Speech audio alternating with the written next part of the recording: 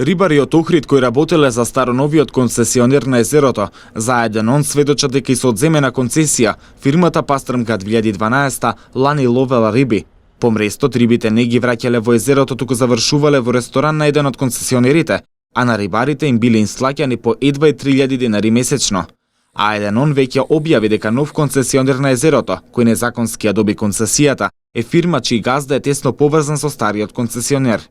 Новиот концесионер Милорад Чавковски, сега собственик на фирмата Летница Белвица, е се уште управител и на Пастрмка 2013 Струга, која пак е подружница на Пастрмка 2012, компанија на која лани беше одземена концесијата на езерото поради непорибување и неисплатени обврски кон државата.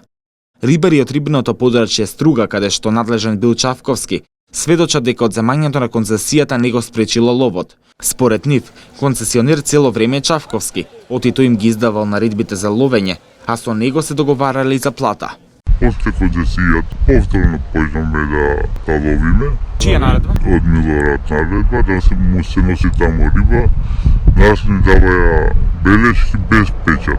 Имаме да ви доставиме белешките, нема ја печат, така ни ги зема и ништо не плаќа. Колку време тоа траеше? Па месец и по 2 месеца по земањето на концесијата. А рибата каде завршуваш? Темилето.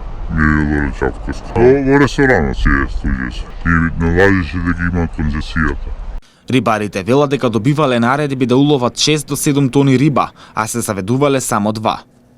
Па концесионерот Миле Чавковски, тој ни даваше наредби. Пример, ако требаше да уловиме Белвица 2 тона, се ловеше 6-7 тона.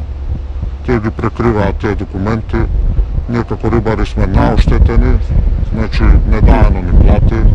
Рибарите велат дека добивале обврска да ловат и за време на мрестот, кога ловењето било забрането. Ги слушале наредбите од Чавковски, како што нагласуваат без приговор, за да не останат без работа.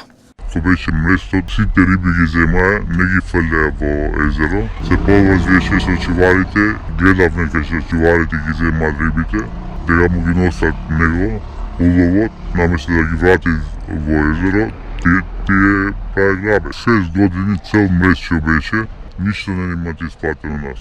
Тие тврдат дека биле вработени на 2 часа, а работеле повеќе. На 2. Еден вале од 6 до 7 и еден од 5 до 6. А колкава плата ви беше исплаќена? 2000-3000 денари најголема плата. Тоа е на месечно ниво? Да, на месечен, да. И ние осигурваше, држаше 5-6 месеци неосигурани, после пак не се осигурваше, цел лов што го носевме ние таму, не го плашаше. Имаме да па нема, само дојме везеро да ловиме, тоа беше работата да излезе некаде на за нас. Не местеше мрежите, не ги земаја намерно, висечи фалјавме за Белвица недозволени и за него рискиравме да имате улов. За обвинувањето од рибарите, староновиот концесионер Чавковски вели дека се неосновани. Тврди дека тој не издавал наредби за ловење риба, туку тоа го правела компанијата Пастрмка 2012, ниту пак дека уловената риба завршувала во неговиот ресторан. Ние си имаме наш рибник каде што одгледуваме речна пастрмка, охридска пастрмка, краб, калифорнијска пастрмка, регистрирани сме за тоа и си ги имаме сите видови риби во својот рибник. Тие што ми се потребни за во ресторан, си ги имам кај мене. За обвинувањата дека рибата по мрестот не ја враќале во езерото, Чавковски вели дека се безпредметни, оти за мрестот не биле надлежни тие, туку друга институција.